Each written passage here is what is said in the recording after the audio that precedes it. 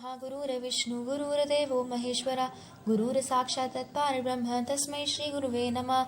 ओम श्री गणेशाय नमः। ओम श्री विष्णवे नमः। आज मैं आपको कार्तिक महात्म का तीसरा अध्याय सुनाने जा रही हूँ। ये पानी की उत्पत्ति की कथा है। सत्यभामा बोली, आप सभी काल में व्यापक और सभी काल आपके आगे समान है। फिर यह कार्तिक मास ही सब मासों में श्रेष्ठ क्यों है? सब तिथियों में एकादशी और सब मासों में कार्तिक मास को ही आप अपना प्रिय क्यों बतलाते हैं? इसका कारण कहिए। भगवान कृष्ण बोले, हे प्रिय, तुमने मुझसे बहुत अच्छी बात पूछी है। सुनो, मैं तुमको इसका कारण बतलाता हूँ, ध्यान से सुनो। इसी प्रकार एक बार महाराज बेन के पुत्र राजा पृथु ने प्रश्न के उत्तर में देवर्षि नारद से प्रश्न किया था और श्री नारद जी ने उसे कार्तिक महात्म्य की महिमा बतलाई थी। राजा पृथु के प्रश्न के उत्तर में देवर्षि नारद ने कहा था, हे राजन, एक समय शंख नामक एक राक्षस बड़ा बलवान और अत्याचारी हो चुका था। उसने अपने अत्याचारों से तीनों लोगों को कंप्यायमान कर दिया था। उस शंखासुर ने स्वर्ग में रहने वाले देवताओं को जीतकर इंद्र आदि दशों लोकपालों के अधिकार को छीन लिया था। उससे डरकर सभी देवता सुमेरु पर्वत की गुफाओं में कुटुंबियों के साथ बहुत दिनों तक छिपे रहे थे। वे सुमेरु पर्वत की गुफाओं में निश्चिंत होकर रहने लगे। उधर जब शंख को पता चला कि देवता आनंद में सुमेरु पर्वत पर रहने लगे हैं, तो उसने सोचा कि ऐसी कोई दिव्य शक्ति जरूर है जिसके कारण अपना अधिकार छिन जाने पर भी देवता बलवान होते हैं।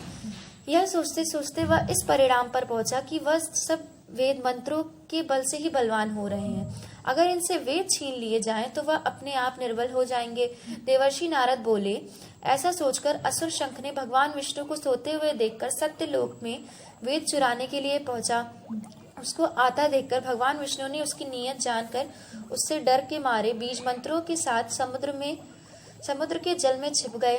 शंख की वेद मंत्रों तथा बीज मंत्रों को ढूंढता हुआ समुद्र में प्रविष्ट हो गया, लेकिन ना तो ही उसको वेद मंत्र मिले और ना ही बीज मंत्र ही।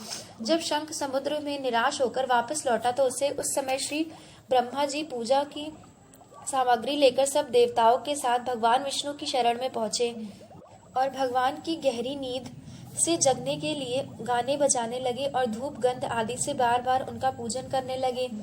धूप देव नैवेद्य आदि अर्पण करने पर भी भगवान की निद्रा भंग हो गई और वह देवताओं सहित श्री ब्रह्मा जी को अपनी पूजा करते देखकर बहुत प्रसन्न हुए और उनसे कहने लगे, मैं आप लोगों के इस कीर्तन और मंडलाचरण से अतीव प्रसन्न हूँ। आप अपना अभिष्ट वर मांगिए और मैं अवश्य प्रदान करूँगा। जो मनुष्य अश्विन शुक्ल की एकादशी से देवोत्थनी एकादशी तक ब्रह्म मुहूर्त में उठकर मेरी अर्चना करेगा, वह तुम्हारी तरह प्रसन्न होने के कारण सुख को प्राप्त करेंगे। यह जो पाग, अर्ध, आचमन और जल आदि सामग्री आप लोगों ने मेरे लिए लाए हैं, वह अनंत गुणों वाली होकर आपका कल्याण करेगी। शंख जो वेद चुरा कर ले गया है, सबके सब समुद्र में ही है। मैं उस शंखासुर को मार कर ले आता हूँ। आज से मंत्र, बीज और वेदों के साथ चारों वेद प्रति वर्ष कार्तिक मास में जल में विश्राम किया करेंगे। अब मैं मत्स्य का रूप धारण करके समुद्र में जाता हूँ और आप लोग भी ऋषि महेशों के साथ लेकर मेरे साथ चले। जो कार्तिक मास में पहर रात्रि पहले स्नान करते हैं, वे निश्चय ही अक्षय फल को पाते हैं।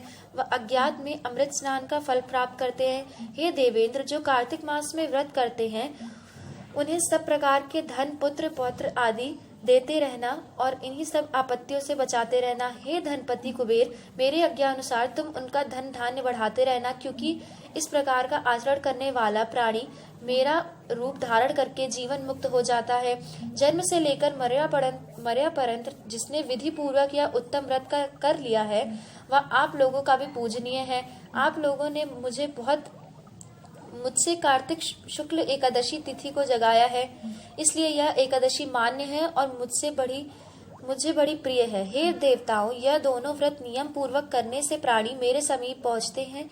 इन व्रतों के कारण करने से जो फल मिलता है वह अन्य व्रतों से नहीं मिलता है। इसलिए हर मनुष्य को सुखी और निरोग रहने के लिए कार्तिक महात्म्य और एकादशी सुनते रहते हुए उपर्युक्त नियमों का पालन जरूर करना चाहिए। इति श्री कार्तिक महात्म्य तीसरा अध्याय संपूर्णम। राधे राधे। प्लीज मेरे चैनल को लाइक, सब्सक्राइब और शेयर करना ना भूले। ब्रह्मा गुरुर्विष्णु गुरुर्देवो महेश्वरा गुरुर साक्षात् तत्पर ब्रह्म तस्मै श्री गुरुवे नमः। ओम श्री गणेशाय नमः। ओम श्री विष्णवे नमः। आज मैं आपको कार्तिक महात्म्य का